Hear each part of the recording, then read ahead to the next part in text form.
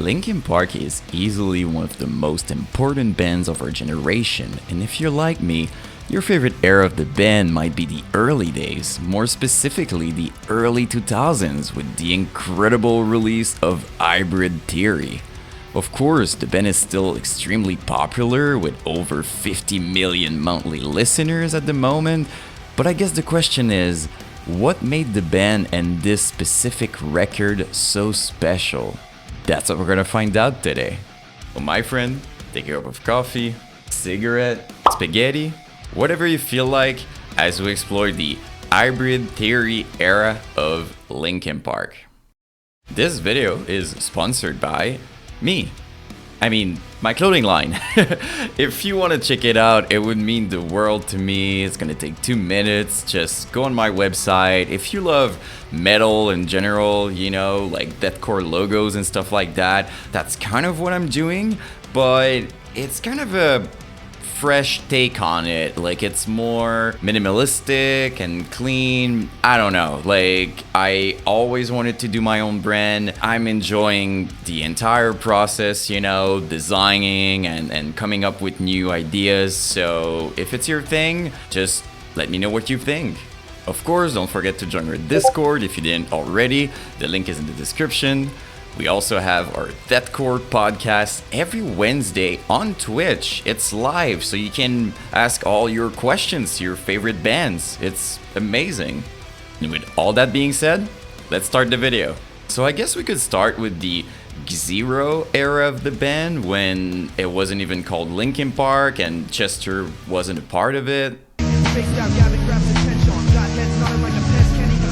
But to be honest, there's like a million video about that stuff already, and I really want to focus on Hybrid Theory specifically, so that's what we're gonna do. Let's start in the early 2000s. Well, literally, in the year 2000. Linkin Park is about to record Hybrid Theory. They're rehearsing together in the beginning of the year, not knowing that their entire lives would be about to change forever. At the time, the lineup was Chester Bennington on vocals, obviously, Mike Shinoda on vocals as well, Joanne as the DJ, Brad Delson as the lead guitar, Dave Farrell on bass, and Rob Burden on drums. But before moving on, there are a few things to unpack. First, Hybrid Theory wasn't an album, it was an EP originally. And the band itself was called Hybrid Theory as well. Part of me won't go away, every day reminded how much I hated, waited against the consequences. Cut myself free, willingly, stop just what's killing me. Cut myself free, will I feel it every day. Fun fact, this song, Part of Me, was the very first song they ever wrote with Chester in the band. And talking about that, I actually found an old interview in which the band explained how they met and how Chester joined the band and everything. We all pretty much met in school, except for Chester. He's the outcast. He didn't go to school. I dropped out of school. He didn't. But if he did go to school, we would have met him in school too. Brad and I had known each other since we were about 13. Joe and I met in college. Brad and Phoenix met in college. And Rob and Brad and I went to high school in the same area. Okay. And Chester, and they found me in a desert 600 miles away. It was like something you were looking for a singer and then you were there. They were looking for a singer, and they had been auditioning singers for like almost 4 months in LA, and every vocalist in LA did not pass the test, so they had to seek elsewhere. And we had a mutual friend, Scott Harrington, who called me up and said, you know, I have a band, you should really just check it out and I'll send you a demo. And he did, and within a matter of days I had cut my version of the demo and sent it in, and I was in LA, and they kept me there ever since. To go back to the EP, it was very similar to the album and yet very different. What I mean by that is the general sound and spirit was there. It was just more oriented towards hip-hop and electronics as opposed to the album, which was so much more angry and rock sounding, if you will. That being said, if you never heard it, I really recommend. It's gonna bring you back instantly in the 90s. Despite the band's obvious talent and potential, believe it or not, they got rejected by pretty much all the biggest labels. It took them years of hard work to finally land a deal with Warner Brothers.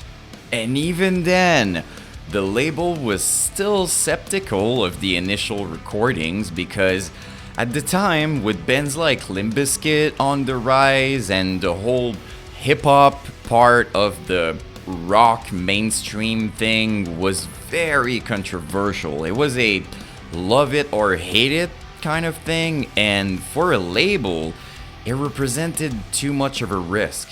I mean, at some point, they even told Chester he should fire Mike and get rid of the whole hip-hop thing altogether to focus strictly on rock.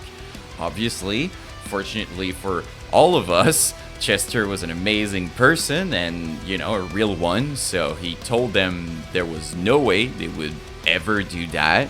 It was a take us for what we are or we're leaving kind of thing.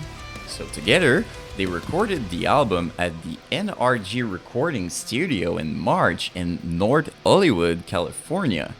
The recording process apparently went very well, with Mike and Chester being such a good team, with all the previous material they had. They had so many options and so many avenues they could take, and it took them 4 months to record the whole thing. After that, it was the promotional stage of it, which meant playing live, and dear lord, they killed it right off the bat.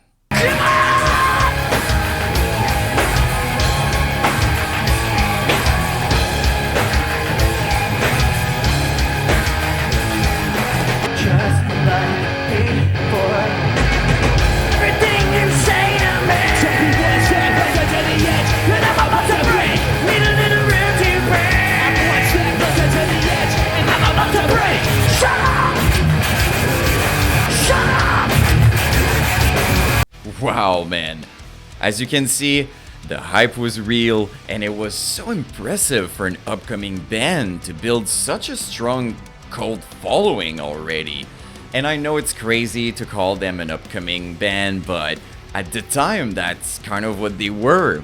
So they spent the entire summer touring and building hype, if you will, until in October 2000, Linkin Park officially released their infamous, iconic, incredible, legendary album called Hybrid Theory.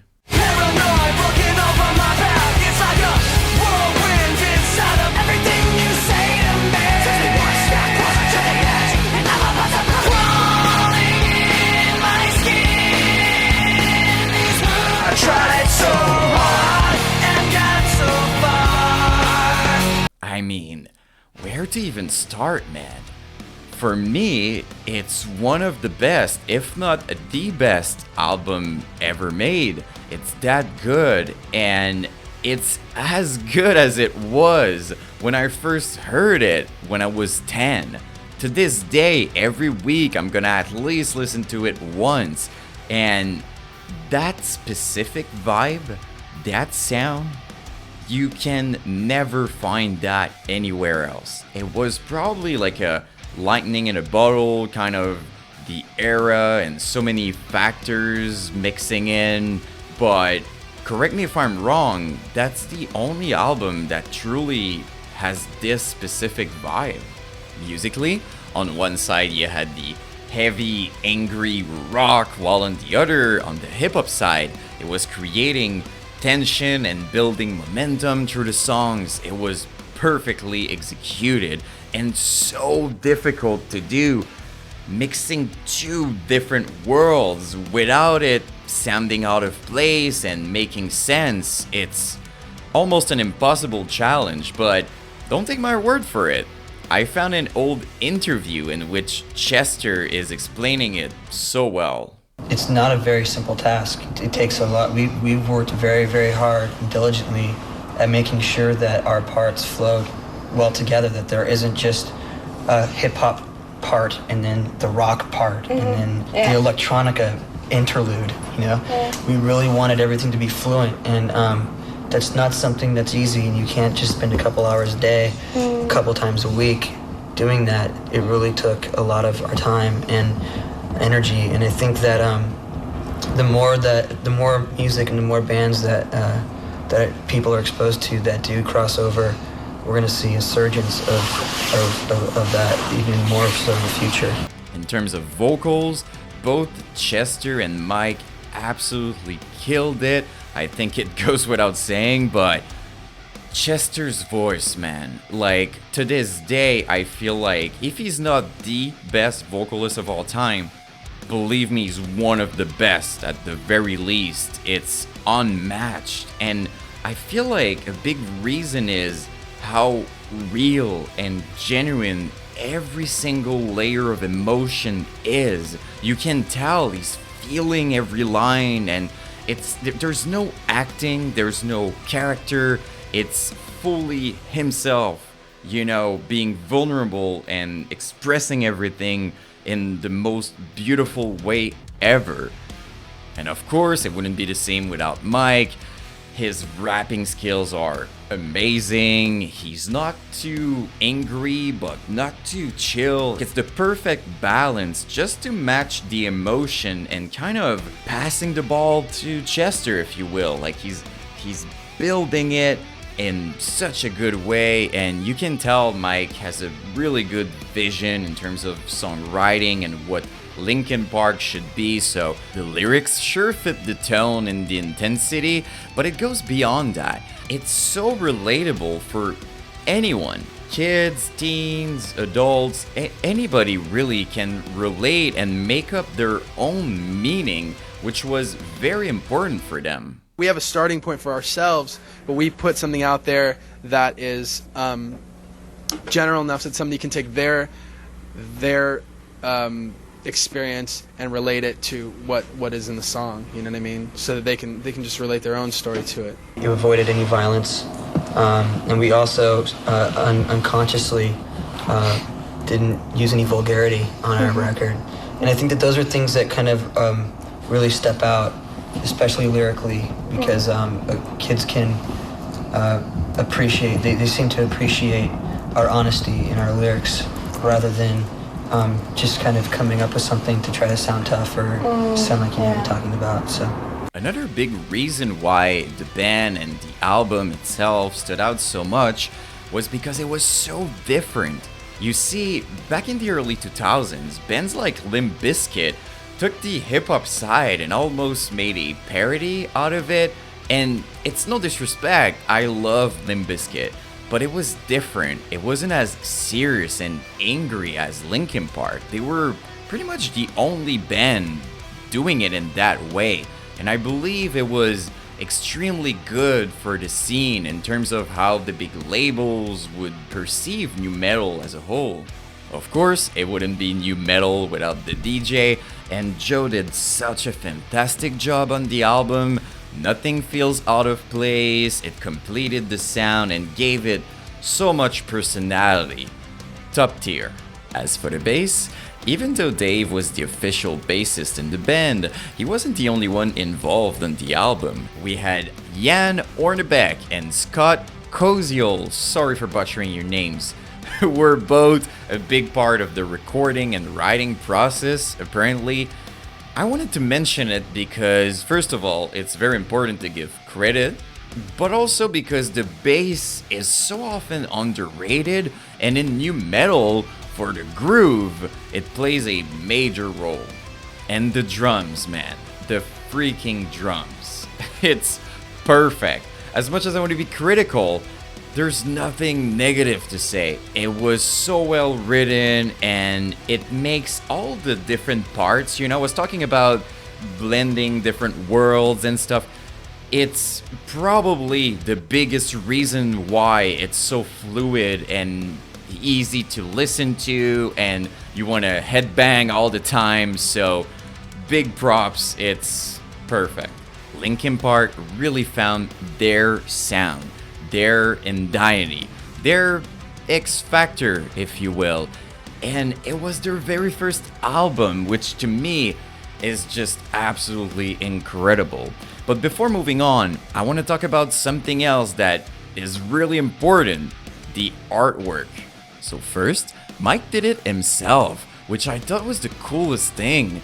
He was a graphic designer at the time, so it made perfect sense. I mean, in my opinion, the more you can do by yourself, the better it is, because you can really make it yours. It was a kind of art called stencil graffiti, and it was still very unknown and a new concept at the time, which was just another way for the band to innovate and stand out. As for the concept of the image itself, I guess I could tell you about it, but I think it would be better to hear it from Mike himself. That's what we're trying to do with the cover. The cover art is the soldier with the dragonfly wings. It's like we want to, that's another take on our hybrid. We're a hybrid of musical styles, but we're also a hybrid of louder and quieter elements also. So now, let's dive into the music, shall we? Starting the album with Paper Cut was the absolute perfect choice. I mean, the build-up, the iconic melody, the DJ DJing.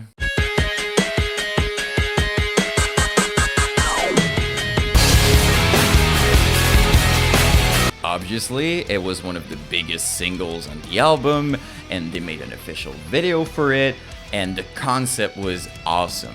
I cannot emphasize enough how much I miss this specific type of video. It just works, man. It grabs your attention the whole time, and it's the perfect balance of performance and artistic concept altogether. It was also apparently Chester's favorite video. We videotaped this one in a studio in downtown Hollywood with a really good director named Nathan Cox. It was also co-directed by our DJ Joe Hahn, who seems to have his hands in all of these videos somehow. I don't know how he does it, but this one turned out really good, and it's particularly my favorite one. And then, right after this masterpiece of a song, we've got One Step Closer.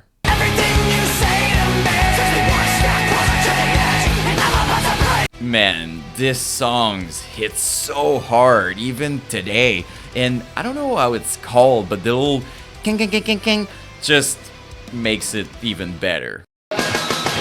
Then, of course, I have to mention the heaviest part.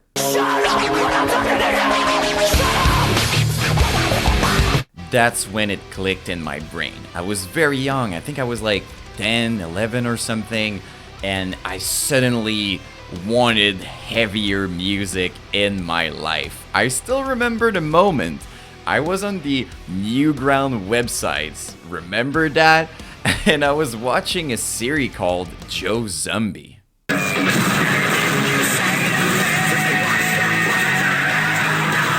For the younger people out there watching, flash games and stick animation were all the rage back then. Anyway, let's go back to the song.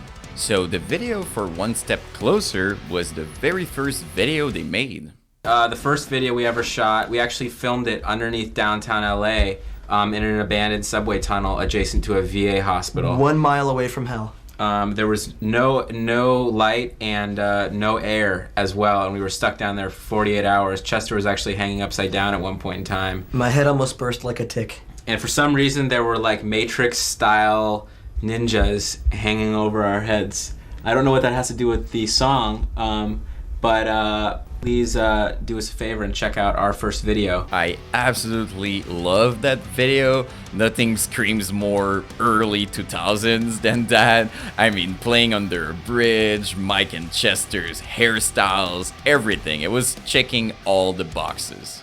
Alright, so now I'm gonna skip a few songs, not because I don't want to talk about it, but simply because it wouldn't make sense for me to cover all the songs in details. I would probably repeat myself a lot, and nobody wants that, so Crawling.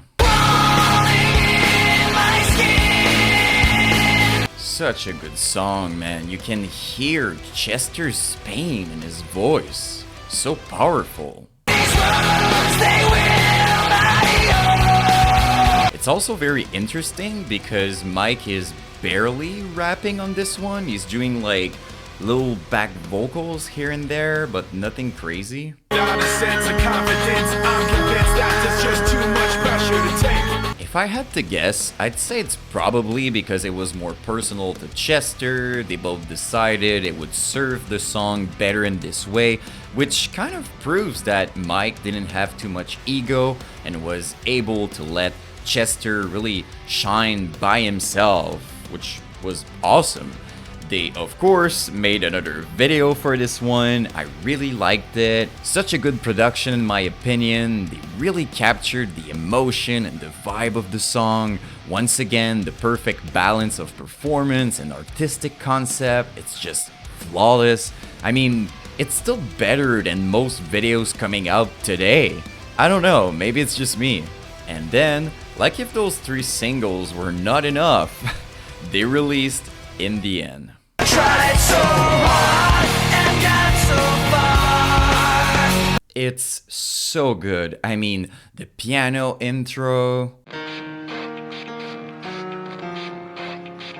the way Chester kickstarts the song, It starts with one thing, I don't know why. Mike transitioning his vocals with Chester to launch the chorus, Meant to be will eventually be a memory of a time I tried so hard. the super heartfelt breakdown. I've put my trust in you. I sincerely believe it's one of the best songs ever made, and I know I'm repeating myself a lot, but come on, we're talking about Linkin Park and Chester here.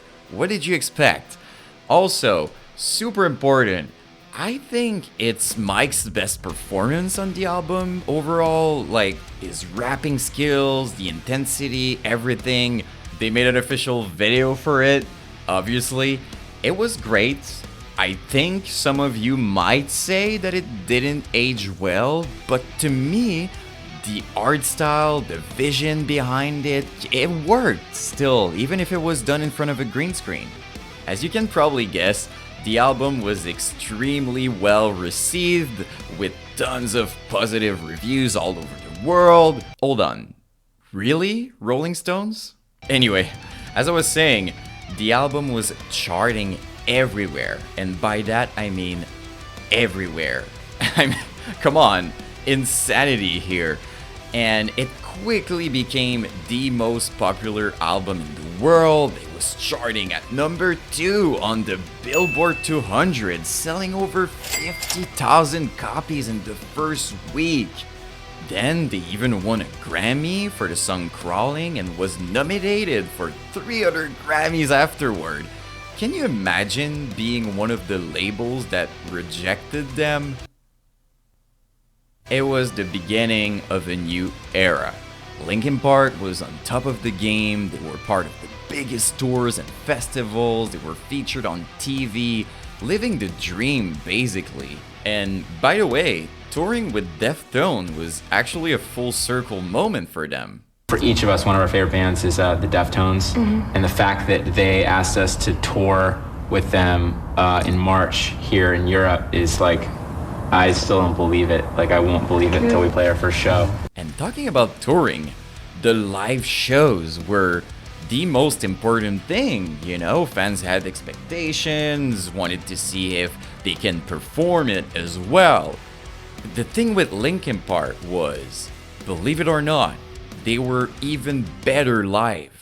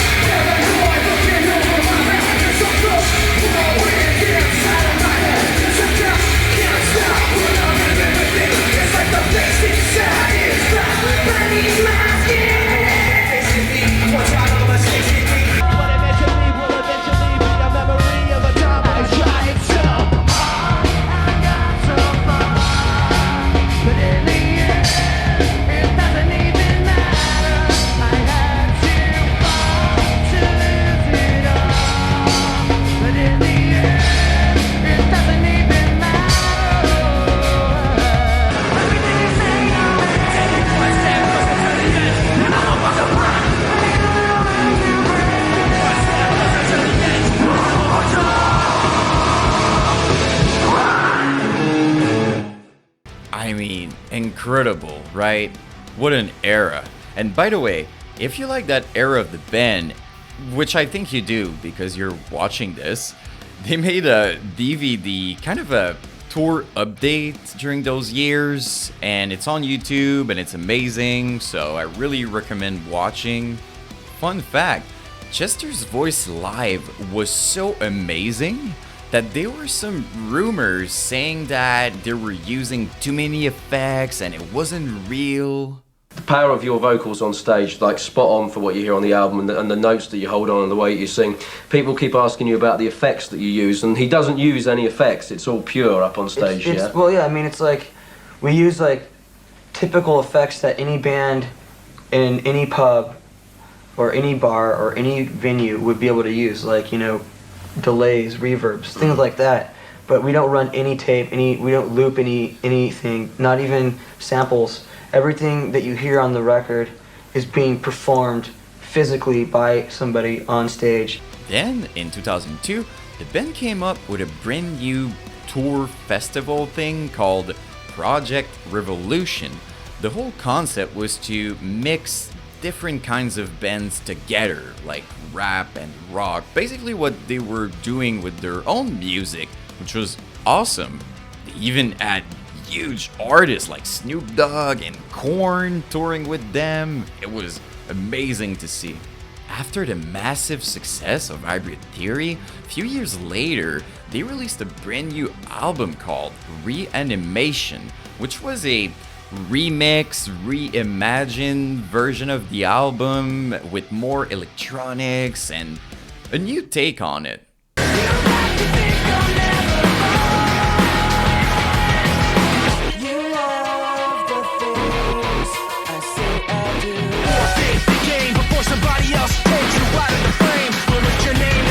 I think it was very ahead of its time. I mean, we're talking about 2002. No one was doing that. An electronic version of a rock-sounding album. It was very good and new, innovative idea, in my opinion. They also had amazing features on it, like Jonathan Davis. The animation was incredible. The amount of work Linkin Park puts in everything is just extremely impressive and clearly a big part of why they're so successful as a band. Overall, I'd say the album was pretty well received. I mean, the reviews were mixed, but every time you do something new, that's kind of what happens. People don't get it at first, they don't understand what you're going for. It's the risk of innovating as a band. And talking about innovation, not too long after that, Linkin Park was about to release this.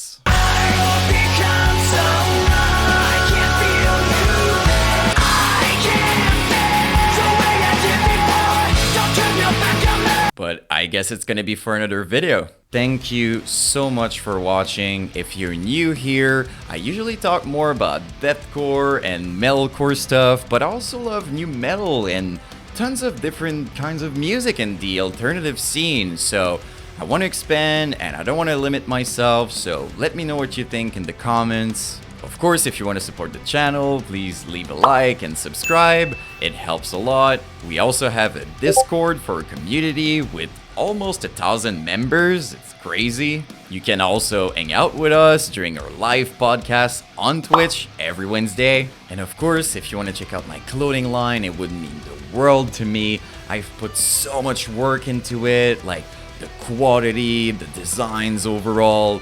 Basically, if you love heavy music and metal, but at the same time you want to look clean and you love minimalism, I feel like you're gonna like it. And with all that being said, I'm gonna stop talking. Finally, I'll see you in the next one.